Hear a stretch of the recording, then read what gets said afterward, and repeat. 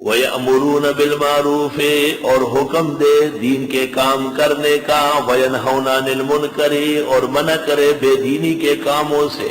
معروف سنت، منکر بدعت، یاد رکھنا، منکر بدعت۔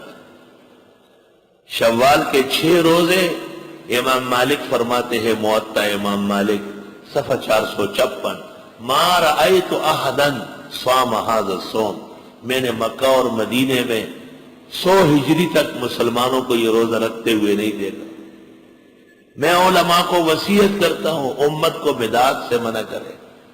اگر علماء ایسی چیزوں پر خاموش ہو جائے امت میں بدعات آ جائے گی۔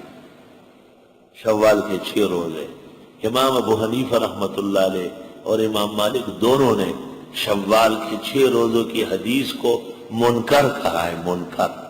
وَيَنْهَوْنَ عَنِ الْمُنْكَرِ، معروف پر عمل کرو، منکر سے بچو، اب پراپیگنڈے کا شکار نہ ہو، پھر علم کا کیا فائدہ ہے۔ مسئلے میں لوگ ٹیڑھا پیڑا چل رہے کہ ٹیڑھ پیڑ عاجز فقیر نے اس پر احسن المقال فی کراہیت صیام 6 شوال لکھی۔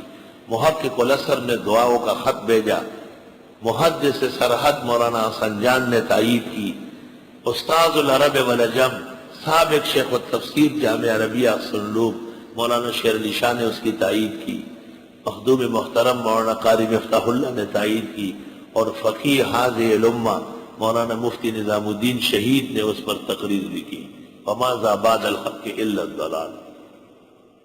ٹیوشن ماسٹروں کے لکھنے سے کچھ نہیں ہوتا، میں نے اس کا جواب لکھا ہے، القول الازہر فی رد ٹیوشن ماسٹر۔